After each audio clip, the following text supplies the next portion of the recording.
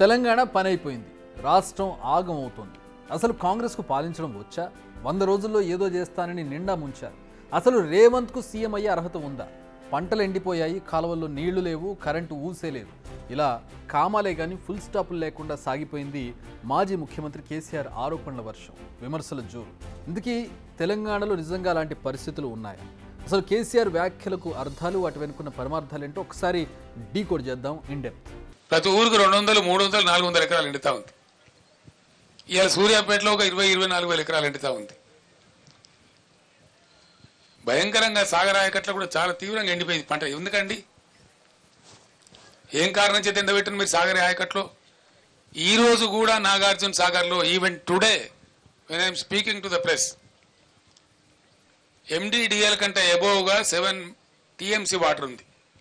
అవి కేసీఆర్ చేసినటువంటి వ్యాఖ్యలు. మరి దానికి కాంగ్రెస్ నేతలు కూడా కౌంటర్ ఇస్తారు కదా, వారి కౌంటర్ చూద్దాం. చింత చచ్చినా పులుపు చావలేదు, ఇది కేసీఆర్కు సరిగ్గా సూట్ అయ్యే సామెత అంటున్నారు కాంగ్రెస్ నేతలు. ఎందుకంటే అధికారం పోయినా అబద్ధాలు చెప్పడం ఆపడం లేదనేది వారు చేస్తున్నటువంటి విమర్శ. ప్రజలను తప్పుదారి పట్టించడం అస్సలు మానడం లేదు అనేది కూడా మరొక ఆరోపణ. ఎండిన పంటలు కేసీఆర్ పరామర్శ పేరుతో ప్రస్తుతం ఆయన జిల్లాల బాట పెట్టారు. ఒక్కో జిల్లాలో పర్యటిస్తూ రైతులను పరామర్శిస్తూ ఉన్నారు. బాగుంది. కొన్ని జిల్లాల్లో పంటలు ఎండిన మాట కూడా వాస్తవం. వాటిని కేసీఆర్ పరిశీలించి బాధితులను పరామర్శించడం మంచిదే. కానీ ఆయన వ్యాఖ్యలే ప్రస్తుతం ఇప్పుడు చర్చకు దారితీశాయి. తప్పంతా కాంగ్రెస్దే అంటున్నారు కేసీఆర్. మరి అది నిజంగా నిజమా? ఒక్కసారి డీటెయిల్స్లో చూద్దాం. కాంగ్రెస్ గవర్నమెంట్ ఎప్పుడు ఏర్పడింది? గత ఏడాది డిసెంబర్లో. మరి అప్పటికే రాష్ట్రంలో సమృద్ధిగా వర్షాలు కురిశాయా? నో. రాష్ట్ర వ్యాప్తంగా అప్పటికే గత వర్షాకాలంలో వర్షపాతం లోటు నమోదైంది. కొన్ని కృష్ణా పరివాహకంలో వానలు కురిశాయా? అది కూడా నో. అసలు వానలే లేవు. శ్రీశైలం నాగార్జున సాగర్ నిండాయా అంటే అది లేదు. ఇన్ని చెబుతున్నారు కదా, గత ప్రభుత్వం మొదటి పంటకు పూర్తి స్థాయిలో నీళ్ళు ఇచ్చిందా అంటే అది కూడా లేదు. నాగార్జున సాగర్లో నీళ్లు లేవు కాబట్టి మొదటి పంటకే నీళ్ళు ఇవ్వలేదు. ఇన్ని చేశారు. పరిస్థితి ఏంటో తెలుసు. మొదటి పంటకే నీళ్ళు ఇచ్చే పరిస్థితి లేదని తెలిసిన వారు ఈ మధ్యలో ఏం వర్షాలు కురిసాయి, ఏం వర్షాకాలం వచ్చింది? కొన్ని నెలల పాటే కదా. మరి ఇప్పుడు రెండో పంటకు నీళ్ళు ఇవ్వడం లేదని ఎలా ప్రశ్నిస్తారంటూ కాంగ్రెస్ నేతలు మీకు తగునా అంటూ ప్రశ్నిస్తూ ఉన్నారు. ఇక ప్రస్తుతం పరిశీలిస్తున్న ప్రాంత రైతులు కూడా సేమ్ క్వశ్చన్ వేస్తూ ఉన్నారు. కమిషన్ల కకృతి కోసం అనాలోచిత విధానాలతో డిజైన్ లేదు, ప్లానింగ్ లేదు, సరే కన్స్ట్రక్షన్ లేదు, ఇరిగేషన్ సెక్టర్ని సర్వనాశనం చేసింది కేసీఆర్ అనే వ్యక్తి అని చెప్పి నేను మనం చేస్తున్నా. సిగ్గుపడాలి, తల వంచుకోవాలి, యావత్ తెలంగాణ రైతాంగానికి క్షమాపణ చెప్పాలి. మీరు చేసిన అసలు ఆ కకృతి, ఆ కరప్షను, ఆ గ్రీడు, ఆ lack of design, lack of planning, ఎక్కువ మాట్లాడడం. నేను ఇరిగేషన్ మంత్రిగా ఆన్ రికార్డ్ చెప్తున్నా ఇలా, స్వతంత్ర భారతదేశంలో ఏ రాష్ట్రంలో కూడా ఇరిగేషన్ సెక్టర్ని ఈ స్థాయిలో ఎవరు నాశనం చేయకపోయి ఉండొచ్చు. నిజంగా కూడా గత టిఆర్ఎస్ ప్రభుత్వం ఎన్టీపీసీతో కోఆపరేట్ చేసుంటే రాష్ట్ర ప్రభుత్వానికి రూపాయి పెట్టుబడి లేకుండా 4000 మెగావాట్ల పవర్ ఈరోజు వరకు వచ్చేది. వీళ్ళు మొదలుపెట్టిన అక్కడ భద్రాద్రి, యాదాద్రి పవర్ ప్లాంట్స్కి ఎక్కడ డిమాండ్ ఉండదు అని చెప్పి దాన్ని ఆపిన వీళ్ళు ఈరోజు అబద్ధాలు మాట్లాడుతున్నారు. ఇక కరెంటు ముచ్చట ఏందో చూద్దాం. తమ పాలనలో స్విచ్ వేస్తే చాలు జలధార పొంగేదంటున్నారు కేసీఆర్. దీని లెక్కంటూ ఒకసారి చూస్తే 1000 కోట్ల అప్పులు 24 గంటలు కాదు కదా, 14 గంటలు కూడా కరెంట్ ఇవ్వలేదని ఇప్పటికే ఆధారాలతో సహా ప్రూవ్ అయింది. అంతేకాదు, రాష్ట్ర ఖజానా దెబ్బతినేలా ఇతర రాష్ట్రాలతో చేసుకున్న ఒప్పందాలు, కుప్పలుగా చేసిన అప్పుల వల్ల, వాటి కడుతున్న వడ్డీల వల్ల విద్యుత్ రంగం కుదేలైన పరిస్థితి ఉంది. ఇప్పుడు కాంగ్రెస్ వచ్చే రంగాన్ని నాశనం చేసిందని చెప్పడం ఎంతవరకు కరెక్ట్ అని కాంగ్రెస్ నేతలు ప్రశ్నిస్తున్నారు. ఇదే కాదు, రైతు ఆత్మహత్యలపై కూడా కేసీఆర్ ఆరోపణలు చేశారు. కాంగ్రెస్ 100 రోజుల పాలనలో 200 మంది రైతులు ఆత్మహత్య చేసుకున్నారంటున్నారు ఆయన. నిజమే అనుకుందాం, కానీ కాంగ్రెస్ వచ్చిన 100 రోజుల్లో ఒక పంట కూడా పూర్తిగా చేతికి రాదు. మరి ఆ పంటకు కావాల్సిన సాగునీటిని విడుదల చేయాల్సింది ఎవరు?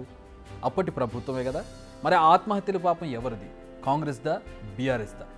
ఇలా కేసీఆర్ వేసే ప్రతి క్వశ్చన్కు, వేసే ప్రతి అడుగుకు 10 జవాబులు వస్తున్నాయి. ఇవన్నీ ఒక ఎత్తు అయితే, అధికారంలో ఉన్నప్పుడైతే ప్రగతి భవన్ లేదంటే ఫామ్ హౌస్లో కేసీఆర్ గడిపిన దాఖలాలను మనం చూసాం. ఉన్నటువంటి రైతులపై ఇంత కరుణ ఎందుకు కురిపిస్తున్నారు, ఆయన రైతుల దగ్గరికి వెళ్తున్నారు అనేది మెయిన్ క్వశ్చన్. కేసీఆర్ ఇలా జిల్లాల బాట పట్టడానికి కొన్ని రీజన్స్ కనబడుతున్నాయి.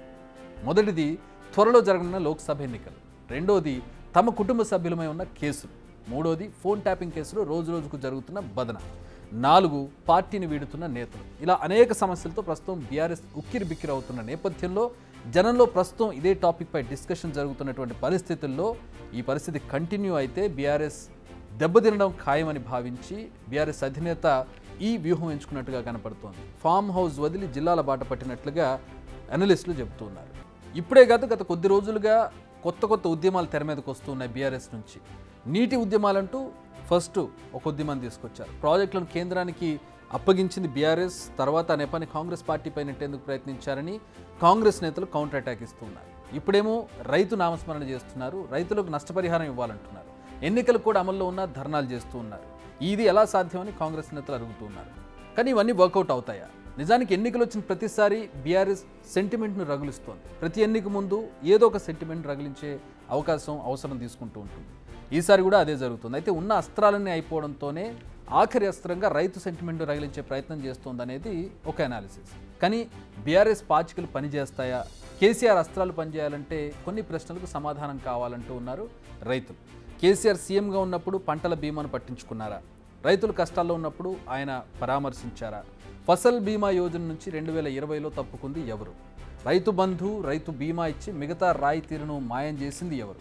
రైతు పరికరాలపై ఉన్న సబ్సిడీలను ఎత్తేసింది ఎవరు? బీఆర్ఎస్ హయాంలో అకాల వర్షాలతో పంటలు నాశనం అయితే ఆ టైంలో పట్టించుకున్నారా అని కూడా అడుగుతున్నారు రైతులు. ఈ ప్రశ్నలకు సమాధానాలు చెప్పండి, ఆ తర్వాత తమ వద్దకు రండి అంటున్నారు స్థానిక రైతులు.